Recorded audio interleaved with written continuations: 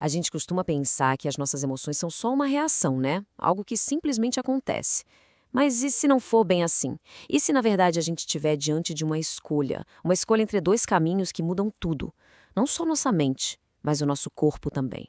É sobre essa encruzilhada que a gente vai conversar agora.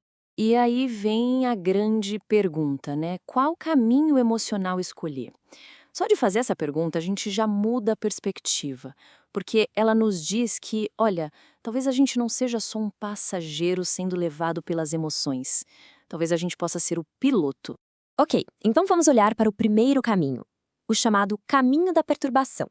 O mais curioso aqui é que ele não começa com uma coisa enorme, um trauma gigante. Não, ele começa de um jeito bem mais sutil, com a decisão, às vezes até inconsciente, de deixar certas emoções se instalarem, sabe? Criarem raízes na nossa mente.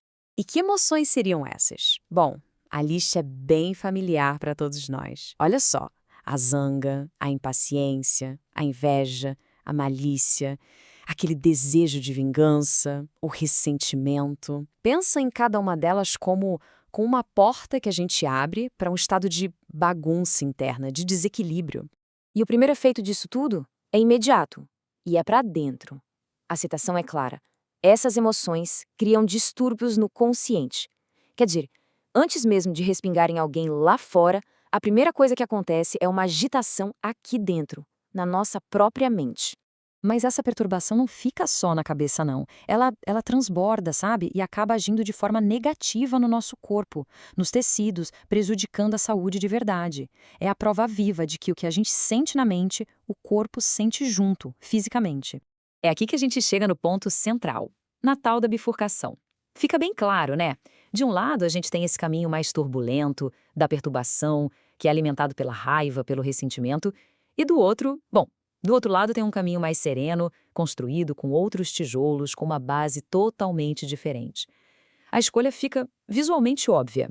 Então, vamos dar uma olhada agora na outra opção, o caminho do bem-estar.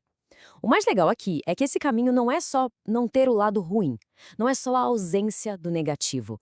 É muito mais sobre cultivar ativamente, com intenção mesmo, certas qualidades positivas. E como se constrói esse bem-estar? A análise sugere 4 pilares, 4 virtudes que a gente precisa cultivar. A primeira é a paciência, que traz equilíbrio. Depois a tolerância, para a gente conseguir lidar com aquilo que não dá para mudar.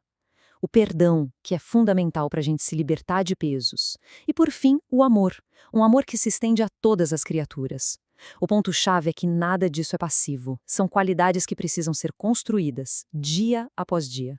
No fim das contas, tudo isso desemboca numa ideia principal, a da escolha consciente. Fica bem nítido que o caminho do bem-estar não é o caminho automático, sabe? Não é o mais fácil. Pelo contrário, ele exige prática, uma dedicação constante. E a palavra aqui é perfeita, né? Cultivar. Essa metáfora é poderosa demais. É como cuidar de um jardim. Você tem que preparar a terra, que no caso é a mente, depois plantar em sementes certas, paciência, tolerância, e tem que regar sempre para que elas possam crescer e florescer. Não acontece por acaso. É uma ação totalmente intencional. E para fechar, essa análise toda nos deixa com uma reflexão, uma pergunta para a gente levar. Que tipo de sementes emocionais a gente está cultivando hoje? Porque, no fundo, a resposta para essa pergunta é o que realmente define qual dos dois caminhos a gente está seguindo a cada novo dia.